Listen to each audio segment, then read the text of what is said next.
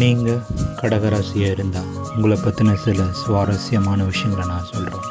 இதெல்லாம் சரியாக இருக்கான்னு நீங்களே பாருங்கள்.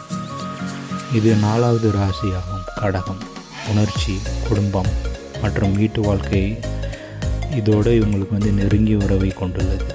இந்த ராசியோட சின்னம் நண்டு. இது இரட்டைத்தன்மையை குறிக்கிறது.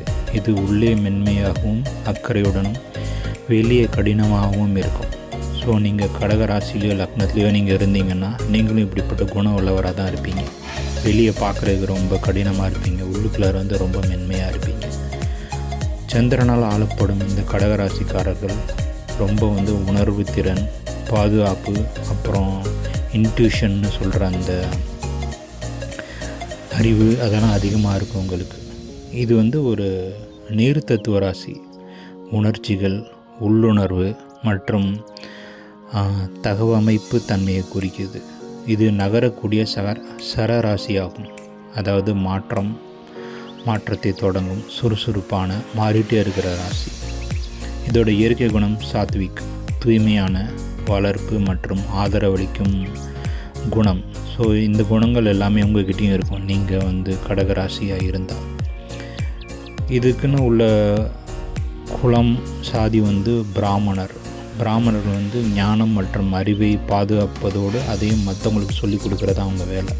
ஸோ இது அவங்களுடைய சம்மந்தப்பட்டது. இது ஒரு பெண் ராசி. இதன் திசை வடக்கு. மிதுன ராசி எப்படி நிறைய கற்றல், அப்புறம் எல்லாரோடையும் சேர்ந்து தொடர்புகள் அப்படிங்கிற மாதிரி வருதோ, அதுக்கப்புறம் இது நமக்கு ஊட்டச்சத்து, பாதுகாப்பு இதெல்லாம் இந்த கடகராசி குறிக்குது. கடகராசிக்காரங்க பொதுவாகவே வீடு, குடும்பன்ற விஷயத்தில் ரொம்ப சென்டிமெண்ட்டாக இருப்பாங்க. அவங்களுக்கு என்ன குடும்பம், தாய்வழி அன்பு இதோட ரொம்ப அவங்க உறுதியாக இருப்பாங்க, ரொம்ப எமோஷனலாகவும் இருப்பாங்க. சந்திரன் இதை ஆளும் கிரகங்கள்ன்றதுனால சந்திரன் பொதுவாக உணர்ச்சிகளுக்கான கிரகம். ஸோ அவங்க ரொம்ப எமோஷனலாகவும் இருப்பாங்க. ரொம்பவும் சீக்கிரமாக சந்தோஷமும் படுவாங்க. அதே மாதிரி எதுவும் சரியாக வரலன்னா ரொம்பவும் அப்படியே டவுன் ஆகி ரொம்ப மனம் சோர்ந்தும் போயிடுவாங்க. இது நீர் ராசிங்கிறதுனால இதை உணர்ச்சிகள்லேருந்து எப்படின்னா மாறிக்கிட்டே இருக்கும். அதாவது மூவிங்லேயே இருக்கும், ஓடிக்கிட்டே இருக்கிற மாதிரி இருக்கும். இது நீர் மென்மையாக இருந்தாலும் அது தொடர்ந்து நகரும். அதே மாதிரி இவங்க உணர்ச்சிகள் எல்லா திறனும் அதே மாதிரி தான் ஒரு இடத்துல நிற்காமல் போய்கிட்டே இருக்கும்.